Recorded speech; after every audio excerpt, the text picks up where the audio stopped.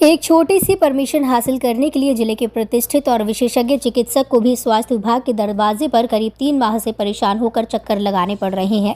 अब उनके पत्रावली को ही सीएमओ कार्यालय से गायब कर दिया गया। इस पर नाराज विशेषज्ञ चिकित्सक ने विभागीय लापरवाही के खिलाफ मोर्चा खोलते हुए सीएमओ कार्यालय पर ही धरना जमा लिया। इससे विभाग में हड़कंप मचा है। चिकित्सक का कहना है कि जब उनके जैसे जिम्मेदार व्यक्ति के साथ ये रवैया है तो इस सरकारी आतंकवाद से आम जनता कितना प्रभावित होकर उत्पीड़न सह रही होगी।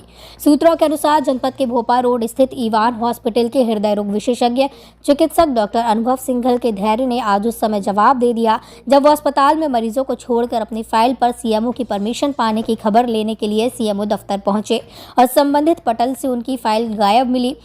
विशेषज्ञ चिकित्सक डॉक्टर अनुभव सिंघल का आरोप है कि उनको एक छोटी सी अनुमति पाने के लिए गंभीर उत्पीड़न और स्वास्थ्य विभाग के सरकारी आतंकवाद से शोषण झेलना पड़ रहा है।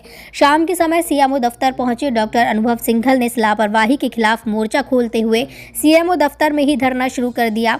इससे विभाग में हड़कंप मच गया। आरोप है कि कर्मचारियों ने कार्यालय से छुट्टी का समय होने के कारण उसको उसी कमरे में बंद करने का भी प्रयास किया। डॉक्टर अनुभव सिंघल ईवान हॉस्पिटल में एक अनुभवी कार्डियोलॉजिस्ट के रूप में सेवा प्रदान कर रहे हैं।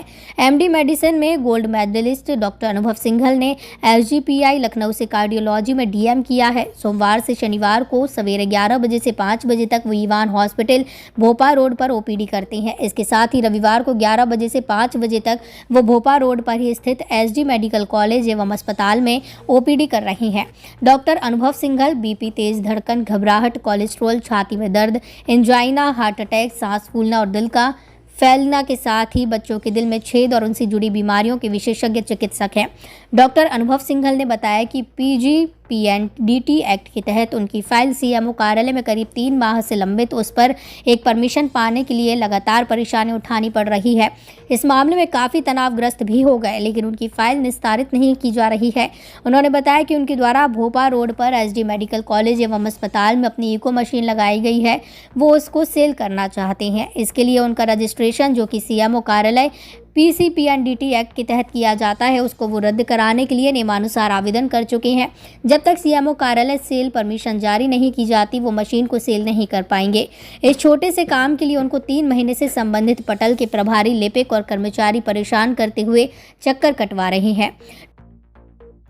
कब बोलना है? डॉक्टर साहब, आपका नाम? मेरा नाम डॉक्टर अनुभव सिंघल है। मैं डीएम कार्डियोलॉजी हूँ और ईवान हॉस्पिटल में चीफ कार्डियोलॉजिस्ट हूँ। डॉक्टर साहब, क्यों धरने में बैठना पड़ा आपको यहाँ पे? देखिए, हमारा एक पीसीपीएनडीटी का रजिस्ट्रेशन है जो एसडी मेडिकल में है। ये जो कार्डियोलॉजिस्ट होते हैं, हार्ट के डॉक्टर, उन्हें पेशेंट्स का हार्ट का अल्ट्रासाउंड करने के लिए इको मशीन की ज़रूरत होती है। उस इको मशीन वही वाली होती है जो अल्ट्रासाउंड की मशीन होती है। उसमें एक रजिस्ट्रेशन हम लोगों का होता है, जैसे वो पीसीपीएनडीटी कहा जाता है, प्री नेटल सेक्स डिटर्मिनेशन का।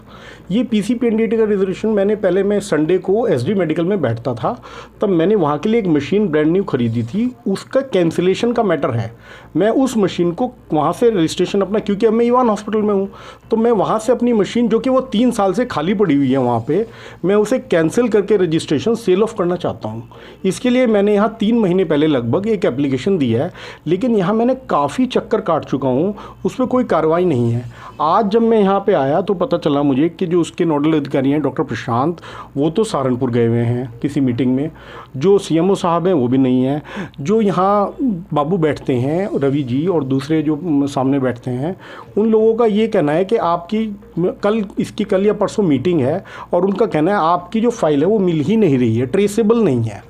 तो 3 महीने से मैं इन लोगों के लगातार चक्कर काट रहा हूँ, फ़ोन पे बात कर रहा हूँ, बाई पोस्ट मैंने डाक में वो रिसीव कराई हुई है अपनी एप्लीकेशन, और उसके बाद जो भी फॉर्मेलिटी इन्होंने कही, एफिडेविट बनवाना है या उसके रजिस्ट्रेशन लगाने हैं, जो उसकी पेपर फॉर्मेलिटी है, वो सब देने के बाद भी अब लगभग 3 महीने बाद इन लोगों का ये कहना है कि आपकी जो फाइल है वो ट्रेसेबल नहीं है।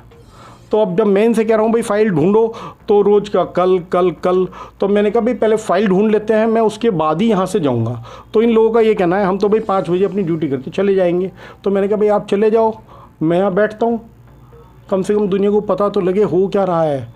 जब MBBS MD तो छोड़ो, DM कार्डियोलॉजी डॉक्टर को भी सरकारी तंत्र इस तरह हैरेस करता है। बेसिकली PCPNDT रजिस्ट्रेशन एक तरह से आप यूँ समझ लीजिए एक सरकारी आतंकवाद है। ये रिश्वत लेने का तरीका है और डॉक्टर्स को हैरेस करने का। स्पेशली जो लोग अल्ट्रासाउंड और इको करते हैं, आप उनसे पूछिए कि वो लोग कितने ज़्यादा परेशान हैं इस एक्ट की वजह से, या इन जो सरकारी अधिकारियों की लेट लतीफ़ी की वजह से, या रिश्वतखोरी की वजह से, या इन लोगों की इनर्टनेस की वजह से। हम लोग पेशेंट छोड़ के, सीरियस पेशेंट छोड़ के, अपना सारा काम छोड़ के वर्किंग आवर्स में रोज़ इनके चक्कर काटते हैं, पर ये लोग टस से मस नहीं होते हैं। ये लोग कहते हैं, हंस के बात करते हैं, कहते हैं डॉक्टर साहब आइए, बैठिए, चाय पीजिए, ये करिए, वो करिए, लेकिन जब काम की बात आती है तो फाइल ना मिलती है ना आगे बढ़ती है। पहले आप इस तरह ही समझिए कि एक कोई भी है, कोई आपने एजुकेशन ली, एक आपने सपोज करिए बीटेक कर ली, बीटेक के बाद आपको उसकी डिग्री ना दी जाए, आप जॉब कर पाओगे? नहीं ना।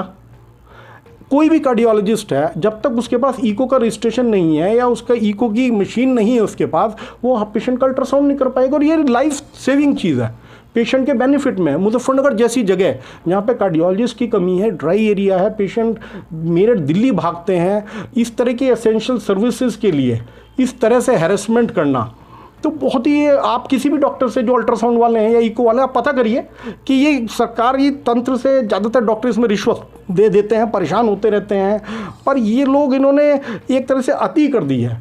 अब आप देखिए, मैं यहाँ पे धरने पे बैठना पड़ा मुझे कि केवल इसलिए कि मेरी एप्लीकेशन ढूंढ ली जाए।